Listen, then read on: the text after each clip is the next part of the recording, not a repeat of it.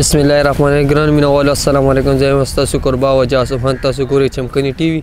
نن کوم ملما موږ سره دی هغه ستارف محتاج نه دی دوی د عوامي نېشنل پارټۍ ګوند صوبایي سینیئر رهنما دی د پی کې 75 نامزد امیدوار ارباب اسماء السلام علیکم. السلام علیکم. ارباب صاحب موږ تاسو د اول په چمکني ټي وي هرکلی وایو. مهرباني. ارباب صاحب دا راته تاسو 2018 کې آزاد امیدوار ولاړ وي او دی پیر عوامي نېشنل پارټۍ په ټیکټ باندې تاسو الیکشن کوي تاسو تاثیرات سي. عوامي نېشنل پارټي زما خپل پارټي ده. اولم زه عوامي نېشنل پارټي کې وم. ما چې آزادونو الیکشن کړو نو هغه ټایم زمونږ س حالات داسې علاقايي سطح باندې وو او صدا چې هغه باندې ما د آزادو الیکشن کو خو هغه خبره دانه اهمه نه ده. اهمه خبره دا ده چې دلته د پارلیماني نظام او د پارلیماني نظام مطلب دا دی چې مونږ خلکو ته ټولو ته او خاص کر زلمو ته دا بکار دی چې د خلکو تعین دیو کی او په دې بنیادونو باندې یو کی چې آیا دا چې چا سره دی ودرېږي او چې کم سړی سره یا کم کس سره د کس پورې د دې رسای به نو آیا هغه اهل دی، آیا هغه تجربه کار دی، آیا هغه سره عوامي طاقت شته او دا موږ د پاره د پدې ډیره اهمه خبره ده اوس چې کم لس کاله دلته تیر شو هغه کې چې زموږ صوبایي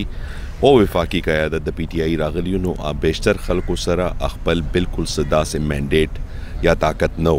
واغې په وجه بیا هغه طرز باندې مونږ ته مرات نو اونر رسول چې کم زموږ خلکو د ظلمو او زبدانه به مهمه چې د پی ټی آی د ظلمو ضرورت. ارباب اسماء خان په پی کې 75 د کوم مسایل چې هغه چې تاسو الله پاک مقدر غ تاسو به حل کولو کوشش کوئ. اول خو زه دا دعا کوم چې خدای را له موکم راکړي او بیا اختیار هم راکړي چې کله خدای راته دا موقع راکړي نو زموږ دیرینه مسایل د اوړو چې کم دي هغه صوبایي سبجیکټ دی او زما ترجیح هغه چې زه کوشش دا وکم او هغه موږ کولم شو خپل وسایلو په ذریعہ چې هغه د پاره بندوبست کو چې دا اوړه د ارزان کو ډیر خپه پويګم ډیر خما غي باندې سو کلونو لګیم چې لیکلم کړی دي او ما سلور کاله مخکې چې کله دا شونه دانه ګران شوی نو ما هغه ټایم دا आवाज اوچت کړو چې د لپاره اول نه تاسو دا سه اقدامات وکړي چې دا ګرانی دانو نشي. دویمه زموږ دلته د بجلی مسله ده. ثاقب خان زما رور دی ډیر ښه قابل سړی دی وفاقي سبجیکټ اوس راځي خو هغه وفاق هم صوبې بغیر دانه هغه د پاره سیستم برابرول نشي نو هغه کې به مونږه کوشش یو ځای بدا کوو چې دا سه نظام ولا جوړ کو چې مونږه خپل د بجلی سیستم ټیکو چې چرته واقع دی شي مونږه کولی شو. دلته د بجلی د پیداوار مسله نه د بجلی د ډیلیوري مسله ده چې هغه کله ټیک شي نو بیا تاسو ته نه صرف بجلی یو په نیم ارزانه به ملاويږي بلکې مونږه 21ویں صدی کې ناسیو 2024 کې چې دا لوډ شیډینګ والا ناسور چې کم دی هغه پاکستان نه رکو یا کم از کم پروتوکول بل درېما زمونږه دل سره اورمړ علاقه راځي دا سه زمونږه بیشتر چې کم پی کې 75 دی هغه جی ټی روډ او د لزاک روډ سره ټچ کیږي مونږ سره ډیر زیات دلته چې کم میډیکل کالج او هغه به کوشش کوو چې د ظلمو د پاره جوړ کو زراعتو په ذریعہ نور آئی ٹی په ذریعہ مونږ سره مواقع شته چې اول دا نظام به سنبالو چې خپل فندونه ورته برابر کو او بیا مونږ ورسره هغه سره خپل د ظلمو د پاره چې هغه ضرورت دی نو ماحول به داسې جوړو چې هغه کې هغه ته روزګار مواقع دي ملو شي. ارباب صاحب د چمکني ټي وي په شیشه باندې تاسو خپل پی کې 75 مینوال ته بس ور غواړي زه ټول خپل نه صرف د 75 بلکې ټول پښتنو ته دا پیغام ورکول غواړم چې دا الیکشن اغي دی او خاص کر چې مونږ سره ټول نه لوی کوم اساسه ده هغه د ظلمو ده چې اغي دا ډیساید کی خپل ځان د پاره او ورسره خپل مستقبل د پاره او ورسره بیا خپل چې کم اغي مطالبات دی اغي د پاره چې کم داسې خلک اهل دي د پی کې او ان په لیول باندې چې اغي ترجمانی کولی شي دا ډیره ضروری خبره چې اهل خلک چرته راشي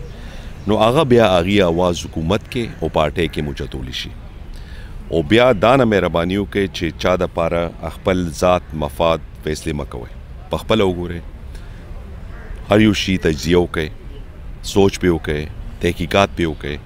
ټولو نه اول چې کم سړی غل دی ټول ته پته چې اول سو بیا الیکشن ته راتلو نه پس هغه څه وشو دا خلک به تاسو نه پرېږدئ. هغې داسې خلک چې راشي نو هغې په وجه ټول نه زیات نقصان زموږ عوامو ته رسي. دویم بیا تاسو به ګورئ چې کم سړي سره مونږ دا سپورټ کوو نو آیا هغې افسرانو سره خبره کولی شي، هغې سره دا نه طاقت او پوهه به وي. ما سره دا نه لوی علاقه تر 9 نه 400 پورې لګېدلې، خو ما ټولو خپل رشتهدارانو ته چې کم کړي ما سره راځي هغې ته مې ویلي دي چې که ما کې سهیلیت شته نو تاسو ما سره ودرېږئ، او که نشته نو بالکل تاسو بل چا تعین وکړئ. خو زه دا خبره ټولو ته رسول غواړم که زه خلکو سره مخلص یم.